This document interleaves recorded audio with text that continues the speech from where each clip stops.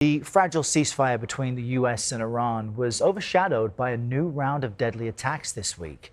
Tehran is taking responsibility for a barrage of missiles targeting Kuwait. Officials say the international airport there has resumed some flights after strikes yesterday. You see the aftermath. At least one person was killed in that attack. President Trump was asked yesterday how he would define a ceasefire.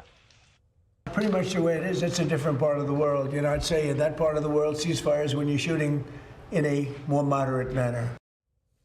Major Mike Lyons is a retired U.S. Army major, a military analyst, and joins us now to kind of discuss this and think about this as far as a bigger picture. Good morning, Major Lyons. First, what do you make of the president's comments there? Is a ceasefire in this part of the world just slightly less shooting?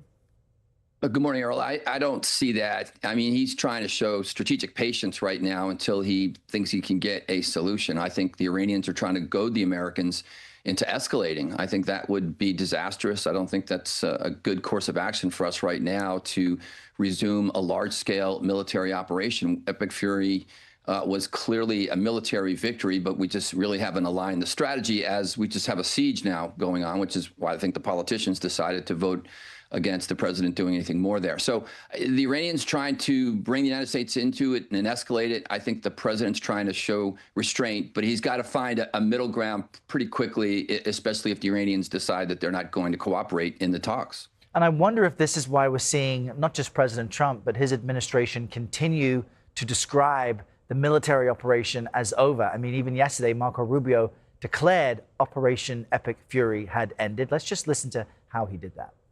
We defined victory as destroying their defense industrial base, significantly reducing the number of missile launchers that they possess, significantly reducing their stockpile of drones. And we achieved all of those, in addition to destroying what they had left of an Air Force and wiping out their entire conventional Navy. Those are all gone. So I consider that victory.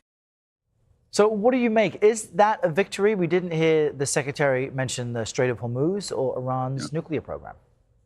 Yeah, unfortunately, the United States has made this mistake before by confusing military victories for strategic victories. And I don't think we've lost yet strategically. We have opportunity to fix that. I don't still believe we have the deterrence. I mean, we don't have any leverage to get the Iranians to cross over this bridge to sign the deal that we want them to sign. So what's that going to take? Again, large-scale military strikes, I don't think cut it.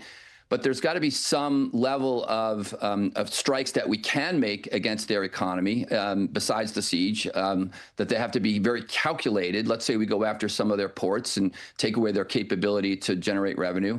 And it also has to be reversible. It's got to be things that the Iranian government can quickly get set up. We don't want to go after the Iranian civilians here.